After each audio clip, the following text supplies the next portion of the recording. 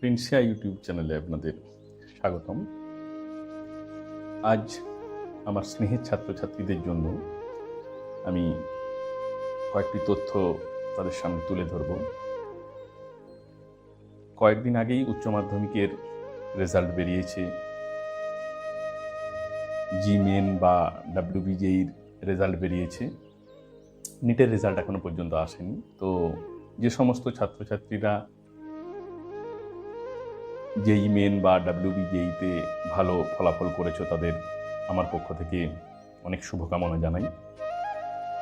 কিন্তু যে সমস্ত ছাত্রছাত্রীরা বিজ্ঞান নিয়ে পড়াশুনো করার পরেও হয়তো জিমেন বা ডাব্লিউবিজেই বা নিট পরীক্ষার রেজাল্ট যদিও এখনও বের হয়নি, সেইভাবে সফলতা পাওনি, তারা তাদের ভবিষ্যৎ নিয়ে খুবই উদ্বিগ্ন, বা তাদের অভিভাবকরাও ভবিষ্যৎ নিয়ে উদ্বিগ্নতার মধ্যে দিন কাটাচ্ছে। তারা ভাবছে যে কী বিষয় নিয়ে পড়াশুনো করলে ভবিষ্যৎটা সুনিশ্চিত করা যাবে, অথবা আরেকবার ট্রাই করে দেখবে কিনা জিমেন বা ডাব্লিউবিজেই বা নিটের প্রস্তুতির জন্য। তো বর্তমানে আমরা এমন একটা সময়ের মধ্য দিয়ে যাচ্ছি, যে সময়ের মধ্য দিয়ে আমরা দেখতে পাচ্ছি যে বেসিক সায়েন্স বা বেসিক যে বিজ্ঞানের বিভাগগুলো নিয়ে পড়াশুনো করার ইচ্ছে বা চাহিদা যেন কমে যাচ্ছে। মনে হচ্ছে যেন বেসিক বিজ্ঞানগুলো নিয়ে পড়াশুনো করলে সেইভাবে ভবিষ্যৎকে সুরক্ষিত করতে পারবো না। ছাত্রছাত্রীরা, তাদের অভিভাবিকারা বিভিন্ন সময় আমাদেরকে বিভিন্নভাবে প্রশ্ন করছেন যে স্যার, ভবিষ্যতে কি নিয়ে পড়াশুনো করলে আমার ছেলেটা বা আমার মেয়েটা সুপ্রতিষ্ঠিত হতে পারবে। তাই আমার স্নেহের ছাত্রছাত্রীদের এবং তাদের অভিভাবিকাদের প্রতি আজকে আমি কয়েকটি তথ্য পরিবেশন করব। প্রসঙ্গত বলে রাখি, আমি রসায়নের একজন শিক্ষক। তো আজ আমার বিষয় হবে রসায়ন নিয়ে ভবিষ্যতে পড়াশুনো করলে তার সুযোগ সম্পর্কে, ভবিষ্যতে কিভাবে প্রতিষ্ঠিত হওয়া যায় সে সম্পর্কে, এগিয়ে যাওয়ার রসায়ন। এই তথ্যগুলি দিয়ে সমৃদ্ধ করেছেন খড়গপুর আইআইটির অ্যাসোসিয়েট প্রফেসর, কেমিস্ট্রি বিভাগের রসায়ন বিভাগের অ্যাসোসিয়েট প্রফেসর ডক্টর মধুসূদন মাঝি মহাশয়। ওনাকে অসংখ্য ধন্যবাদ জানাই। রসায়নের একজন শিক্ষক হিসেবে আমি সবসময় চাইব ভালো ছেলেমেয়েরা অবশ্যই বেসিক সায়েন্স নিয়ে পড়াশুনো করুক, রসায়ন বিভাগটাকে আরও ভালোভাবে জানুক, রসায়ন নিয়ে পড়াশুনো করুক এবং তাদের উন্নতি হোক, এই কামনা করি। তো রসায়ন নিয়ে পড়লে তার ভবিষ্যৎ কি হতে পারে সে সম্পর্কে আজ আলোচনা করব। রসায়ন নিয়ে পড়লে দেশ বিদেশে দুর্দান্ত কাজের সুযোগ থাকে, নজরকাড়া বেতন, আকর্ষণীয় ফেলোশিপ এবং গবেষণার ভূমি, বিদেশে পড়াশোনা করার গোল্ডেন চান্স, এই সব কিছুই কিন্তু তোমারও হাতের মুঠোয় সহজেই আসতে পারে যদি তোমার বিষয় হয় রসায়ন। Chemistry is the central science.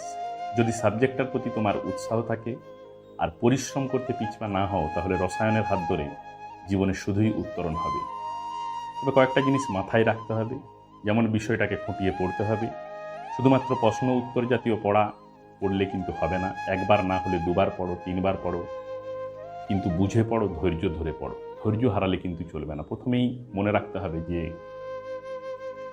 Technical লাইনে বা মেডিকেল লাইনে হয়তো সাফল্যটা খুব তাড়াতাড়ি আসে, যারা কোয়ালিফাই করে তাদের কথা বলছি আমি। কিন্তু জেনারেল সায়েন্সে পড়তে গেলে একটু ধৈর্য ধরতে হবে, এবং ভালো জিনিস পেতে গেলে কিন্তু তোমাকে একটু ধৈর্য ধরতেই হবে। তো কতগুলি ভাগে আমি এগিয়ে যাওয়ার রসায়ন, সেগুলি বিশ্লেষণ করব। আশা করি তোমাদের কাজে লাগবে। ধাপে ধাপে এগোতে হবে। বাংলায় কেমিস্ট্রি নিয়ে পড়ায় খুব ভালো পরিকাঠামো রয়েছে। আইআইটি বা এনআইটির সংখ্যা এখন অনেক বেড়ে গেছে। আমরা যখন পড়াশুনো করেছিলাম সেভাবে আইআইটি বা এনআইটি ছিল না। প্রচুর বিশ্ববিদ্যালয় আছে, আগের থেকে অনেক বেড়েছে, আবার হচ্ছে নতুন করে। বিএসসি, এমএসসি ছাড়াও কেমিস্ট্রিতে উচ্চশিক্ষায় যারা ইচ্ছুক পড়ুয়া, আইআইটি, আইজার, আইআইএসসি, এগুলোতে 5 বছরের integrated BS means bachelor of science, MS master of science degree কোর্সও করতে পারো, অথবা আইআইএসসি এবং আইআইটিতে 4 বছরের বিএস ডিগ্রি কোর্সও করতে পারো। বেশ কিছু কেন্দ্রীয় বিশ্ববিদ্যালয়ে রসায়ন খুব ভালোভাবে পঠন পাঠন করানো হয় এবং সেখান থেকে পড়াশুনো করে বেরোনোর পর তার সুযোগ অনেক বেশি। যেমন HCEU, Delhi university, JNU, BHU, Rajasthan central university, এছাড়া আমাদের পশ্চিমবঙ্গে বিশ্বভারতী বিশ্ববিদ্যালয়ে পড়া যেতে পারে।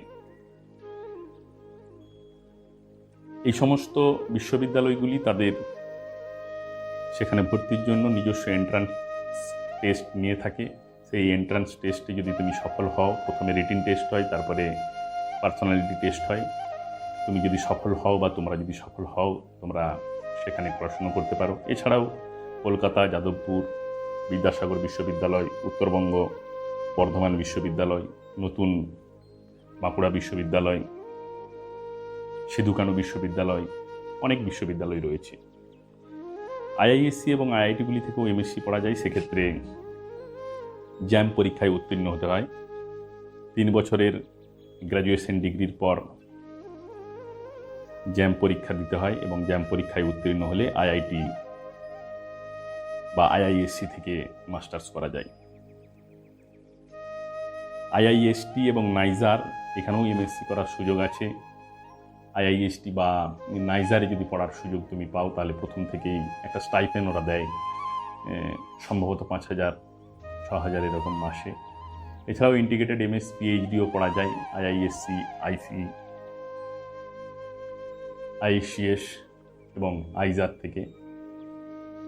এমএসসি করে দেশের যে কোনো প্রতিষ্ঠানে পিএইচডি করতে গেলে সিএসআইআর বা ইউজিসি নেট পরীক্ষা দিতে হয় এবং সেই সিএসআইআর বা ইউজিসিতে যদি তুমি কোয়ালিফাই করো, তাহলে সেই সিএসআইআর বা ইউজিসি তারা একটা ফেলোশিপ দিয়ে থাকে। প্রথম 3 বছর জেআরএফ, জুনিয়র রিসার্চ ফেলোশিপ, যেটার পরিমাণ খুব একটা কম নয়, মোটামুটি বর্তমানে 25 থেকে 30,000 টাকা, এবং এসআরএফ 40 থেকে প্রায় 50,000 টাকা। A1 সিটিতে হলে আরও কিছু বেশি। অথবা গেট পরীক্ষায় যদি উত্তীর্ণ হও, তাহলে ইনস্টিটিউট ফেলো হিসাবে অ্যাপ্লাই করতে পারো, সেখান থেকেও ফেলোশিপ পাওয়া যায়। এরপর প্রশ্ন আসছে বিশ্ববিদ্যালয় না আইআইটি। দুটোই ভালো, তবে কিছুটা এগিয়ে আইআইটি, আইজার, কারণ এই সমস্ত জায়গায় পুঁথিগত পড়াশোনার পাশাপাশি পড়ুয়ারা 1 বছর রিসার্চও করতে পারে, ফলে কাজ শেখার প্রচুর সুযোগ পায় এবং সেই সমস্ত কাজ শিখে তারা ভবিষ্যতে যদি গবেষণাতে থাকে, তাহলে সেই গবেষণায় সেই সমস্ত অভিজ্ঞতা তাদের খুব সাহায্য করে। কেমিস্ট্রি পড়ে ফরেন স্টাডিজ সুযোগ কী আছে? অনেকেরই স্বপ্ন আছে বিদেশে গিয়ে পড়াশুনো করব, বিদেশ থেকে ডিগ্রি অর্জন করব এবং বিদেশে গিয়ে ভালোভাবে প্রতিষ্ঠিত হব। তবে আমি বলতে পারি বিদেশে রসায়ন নিয়ে পড়াশোনা করার জগৎটা কিন্তু আজকে বিশাল। তোমরা মাস্টার্স এবং পিএইচডি দুই বিদেশের একাধিক বিশ্ববিদ্যালয় থেকে করতে পারো, তাও আবার ফুল স্কলারশিপ নিয়ে। অর্থাৎ বর্তমানে দেখা যাচ্ছে যে ইঞ্জিনিয়ারিং বা মেডিকেলে পড়তে গেলে হয়তো অনেক খরচ সাধ্য হয়ে যাচ্ছে, কিন্তু একটা মিডিওকার ছেলে, মিডিওকার ফ্যামিলির ছেলে, গরিব বাড়ির ছেলেও কিন্তু যদি অধ্যাবসায় থাকে, যদি তার প্রতিভা থাকে, তাহলে কিন্তু ফুল স্কলারশিপ নিয়ে বিদেশে গিয়ে বিদেশের নামকরা ইউনিভার্সিটিতে গিয়ে পড়াশুনো করতে পারে, পিএইচডি করতে পারে।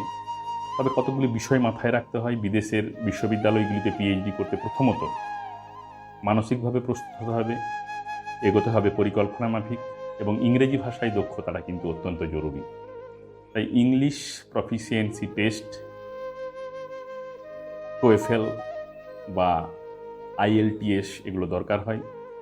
এই পরীক্ষার মাধ্যমে দেখে নেওয়া হয় একটা শিক্ষার্থীর বিদেশি ভাষা হিসাবে ইংরেজিতে কতটা দক্ষতা রয়েছে। তারপরে অ্যাপ্লিকেশন, সিভি এবং এসপিও জমা দিতে হবে এবং সঙ্গে সংশ্লিষ্ট ফ্যাকাল্টিদের তরফ থেকে 3টি রেকমেন্ডেশন লেটার তথা সুপারিশপত্র নিয়ে যেতে হয়।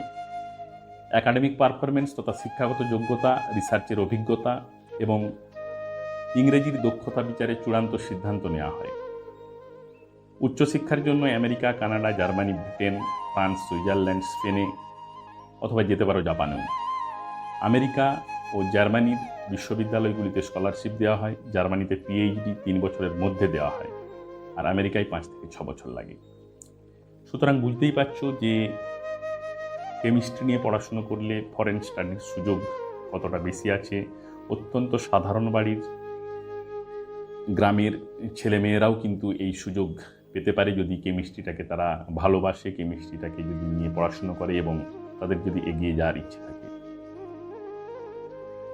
স্কলার হতে গেলে স্কলারশিপ পেতে হয়, এবং সেই স্কলারশিপ যদি কেউ নেট, জেআরএফ বা সিএসআইআর, ইউজিসি ফেলোশিপ পায় তাহলে তো স্কলারশিপ পাচ্ছেই। এছাড়াও পিএইচডি করতে ভালো স্কলারশিপ পাবে।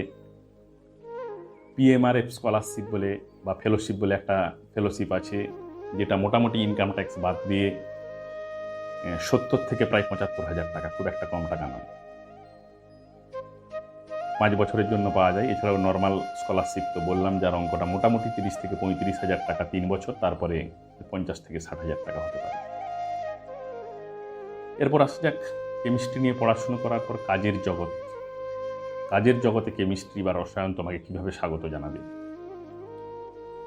কেমিক্যাল, অ্যাগ্রোকেমিক্যাল, ইলেকট্রনিক্স ইন্ডাস্ট্রিগুলিতে নিজস্ব রিসার্চ অ্যান্ড ডেভেলপমেন্টের কাজে নিয়োগের সুযোগ আছে। যেসব পড়ুয়াদের একাডেমিক এবং রিসার্চ ব্যাকগ্রাউন্ড ভালো, তারা শিক্ষক বা অধ্যাপক হিসেবে দেশের বা বিদেশের সরকারি এবং বেসরকারি প্রতিষ্ঠানে তারা নিযুক্ত হতে পারেন। এছাড়াও যদি পরবর্তীকালে রিসার্চ করার আরও ইচ্ছে থাকে তাহলে বিভিন্ন রকমের রিসার্চ ইনস্টিটিউট আছে, সেখানে যোগ দিতে পারে দেশে এবং বিদেশে। বিভিন্ন বেসরকারি শিক্ষা প্রতিষ্ঠান আছে, কাজের সুযোগ রয়েছে বিশুদ্ধ energy, energy storage, battery, fuel cell, medicine, fertiliser, pesticides, খাবার, LED device, electronics, metal alloy, plastic, polymer, রং এবং প্রাণীজ অনেক কিছুতে। এছাড়াও বহু রিসার্চ গ্রুপ মেটেরিয়াল কেমিস্ট্রি নিয়ে কাজ করছে বর্তমানে, যার প্রয়োগ হচ্ছে সেমিকন্ডাক্টর এবং ইলেকট্রনিক যন্ত্র। বর্তমানে কেমিক্যাল বায়োলজি নিয়ে উৎসাহ বাড়ছে। সিনথেটিক অর্গ্যানিক কেমিস্ট্রিরও প্রয়োগ কিন্তু ক্রমশই বেড়ে যাচ্ছে। বায়োলজিক্যাল সিস্টেমগুলিতে বাড়ছে কেমিস্ট্রির ব্যবহার। পিএইচডি করে যে কোনো ইন্ডাস্ট্রিতে গ্রুপ লিডার পজিশনে কাজ করা যায়, স্টার্ট আপও করা যায়। এছাড়া রয়েছে ইন্টারডিসিপ্লিনারি রিসার্চ ক্ষেত্র, life care, medicine, chemical biology এবং দৈনন্দিন জীবনে উপযোগী মেটেরিয়াল রিসার্চে কেমিস্ট্রি পড়ুয়ারা কিন্তু বর্তমানে খুবই ভালো কাজ করছে। সুতরাং আজকের এই যে তথ্য, এই তথ্য থেকে তোমরা বুঝতেই পারছো যে রসায়ন বিষয়টাকে যদি ভালোবেসে ভালো করে পড়া যায় তাহলে আমার যে দীর্ঘ ধরো আমি যে অভিজ্ঞতা, শিক্ষক জীবনের অভিজ্ঞতা, শিক্ষকতা জীবনের অভিজ্ঞতা প্রায় 15 বছর হয়ে গেল, এবং স্টুডেন্ট লাইফের যে অভিজ্ঞতা, সেখান থেকে রসায়নের যে সমস্ত ক্ষেত্রগুলো আমি দেখতে পাচ্ছি, মোটামুটি যদি পড়াশুনোটা ভালোভাবে করা যায়, অধ্যাবসায়টা যদি ভালোভাবে করা যায় এবং প্রত্যেকটা ধাপকে যদি সেইভাবে এগিয়ে যাওয়া যায়, তাহলে আমার মনে হয় যে টেকনিক্যাল লাইন বা নিট বলো বা মেডিকেল বলো, সেগুলোর থেকে কোনো অংশে কম কিন্তু রসায়ন নয়। বর্তমানে আমার বিভিন্ন বন্ধুবান্ধব বা অনেক ছাত্রছাত্রীরা তারা রসায়ন নিয়ে পড়াশুনো করে তারা একটা সময় দিগ্ভ্রান্ত হয়ে গিয়েছিল। আমার ছাত্রছাত্রীরা, আমি তাদেরকে বিভিন্ন রকমভাবে উপদেশ দিয়ে, যেগুলো হয়তো আমরা পড়াশুনো করার সময় সেইভাবে সেই সমস্ত উপদেশগুলো পাইনি, তো তাদেরকে সেই উপদেশ দিয়ে বর্তমানে তারা বিভিন্ন জায়গায় কর্মরত, এবং একটা ইঞ্জিনিয়ার বা একজন ডাক্তার যে ইনকাম করছে বা স্যালারি ড্র করছে, তারা সেখান থেকে তারা কিছু কম স্যালারি ড্র করছে না বা তারা কিছু কম সম্মান পাচ্ছে না। তাই বলবো যে বেসিক সায়েন্স নিয়ে যদি পড়তে হয়, রসায়নকে যদি ভালো লাগে, একেবারে রসায়ন নিয়ে ভর্তি হও, কেমিস্ট্রি নিয়ে ভর্তি হও, কোনো ভালো ইনস্টিটিউট দেখো, কোনো ভালো কলেজ দেখো, এবং পরপর যে সমস্ত ধাপগুলো আমি বললাম সেই সমস্ত ধাপগুলো একের পর এক অতিক্রম করো। তারপর 5 থেকে 7টা বছর পর নিজে দেখো নিজে আজ যেখানে আছো সেখান থেকে কোথায় পৌঁছে যাবে। তো আজকের এই আলোচনা, এই তথ্য পরিবেশন যদি তোমাদের কাজে লেগে থাকে অবশ্যই কমেন্টে জানাবে, এবং এরকম আরও কেমিস্ট্রি বিষয়ক বা অন্যান্য কোনো কিছু বিষয়ক, ভবিষ্যৎ পরিকল্পনা বিষয়ক যদি তোমাদের কোনো রকম কোনো কিছু জানার থাকে অবশ্যই কমেন্টে জানিও, বা তোমরা কী ধরনের ভিডিও দেখতে চাইছো বা কী ধরনের তথ্য আমার কাছ থেকে নিতে চাইছো সেগুলো যদি কমেন্টে একটু জানাও, আমি উপকৃত হব। এবং তোমাদের বন্ধুবান্ধবরা, সহপাঠীরা যারা খুবই উদ্বিগ্নতার মধ্যে আছে যে আমাদের জয়েন্ট এন্ট্রান্সে আমরা সাফল্য লাভ করতে পারিনি, নিট পরীক্ষায় সাফল্য লাভ করতে পারিনি, হয়তো আমাদের ভবিষ্যৎটা বোধহয় এখানেই থেমে গেল, তারা কোনো রকম কিছু না ভেবে তারা এগিয়ে চলো রসায়নকে সঙ্গে করে নিয়ে। তো আজকে এই এগিয়ে যাওয়ার রসায়ন তোমাদের কেমন লাগলো অবশ্যই কমেন্টে জানিও। তোমাদের উন্নতি হোক, তোমরা সফল হও, ভবিষ্যতে নিজেকে প্রতিষ্ঠিত করো, দেশের যশের নাম উজ্জ্বল করো, এই কামনা করে আজকে আমার এই ক্ষুদ্র যে তথ্য এগিয়ে যাওয়ার রসায়ন শেষ করছি। ধন্যবাদ, নমস্কার।